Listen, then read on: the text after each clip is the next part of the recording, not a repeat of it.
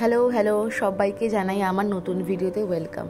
আসলে চতুর্থীর দিনকার ঘুরে এসে ফিরতে ফিরতে রাত 2টো বেজে গেছিলো।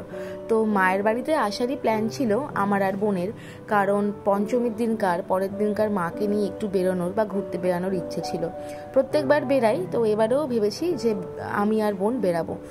তো সে কারণে চলে এলাম আর দুপুরে ভাত খেতে বসেছি। ঘুম থেকে উঠলাম প্রায় 11:30 নাগাদ। মায়ের বাড়ি বলেই হয়তো পসিবল হলো, নিজের সংসারে থাকলে 11:30 ঘুম থেকে ওঠার হতো না।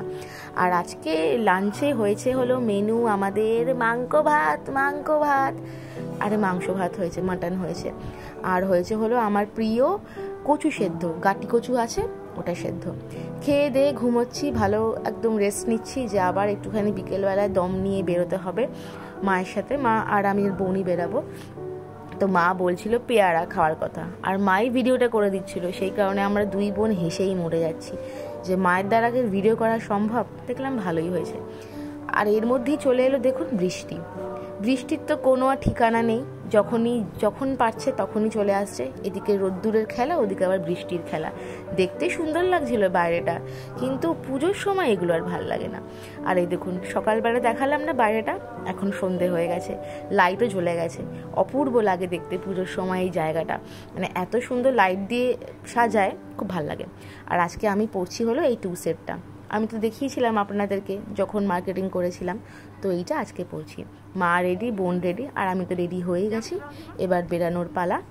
এই যে আমার লুক, সিম্পল লুক দিয়েছি, যা গরম সাজতে একটু ইচ্ছে করছে না, এই সিম্পলের মধ্যেই ঠিক আছে। আর আজকে ঘুরবো হলো হরিদেবপুরের দিকটা, মানে আমার তো বাড়ি, মায়ের বাড়িতে হলো কেয়ারাপুকুর বাজারের দিকে, মানে কবরডাঙ্গা নিশ্চয়ই নাম শুনেছেন, তার আগে ওই হরিদেবপুরের দিকটা। তো ভালো ভালো কিন্তু পুজো হয় ওখানে, বেশ বড় বড় নাম করা, অজয় সংহতি, হরিদেবপুর, বিবেকানন্দ স্পোর্টিং, সেগুলো সব এক এক করে দেখবো। আর ওই যে বললাম রাস্তাটা খুব সুন্দর করে সাজিয়েছে।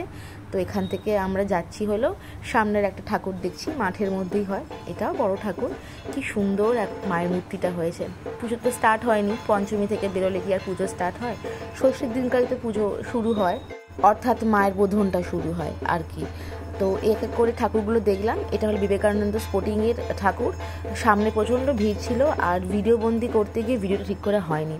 তো এই প্যান্ডেল থেকে বেরিয়ে এখানেও একটা মেলা বসে, কিন্তু এত প্যাচপ্যাচানি কাদা, কারণ সকালবেলায় যে বৃষ্টিটা হলো তার জন্য মাঠে পুরো কাদা হয়ে গেছে। আরে দেখুন বাবাও বেরিয়েছে এবারে।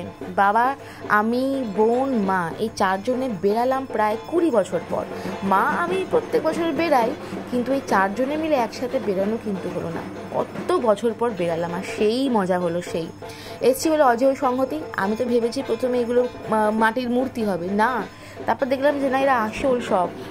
আসলে এই পুজোর থিম বা প্যান্ডেলের থিম হয়েছিল নারীর জীবন।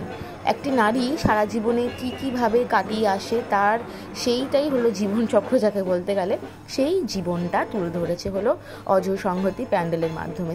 আমার তো প্রতিমাগুলো ভীষণ ভালো লেগেছে। সব ঠাকুর দেখলেও দেখতে পারিনি হলো 41 পল্লী। লাইনটা দেখেছেন? লাইনটা গিয়েও আমরা ঘুরে চলে এলাম যে না থাক পারবো না, তাই শেষ পর্যন্ত একটা চকোবার আর ফিশ ফ্রাই নিয়ে বাড়ি ফিরলাম। তোমরা সবাই ভালো কাটিও পুজো, টাটা।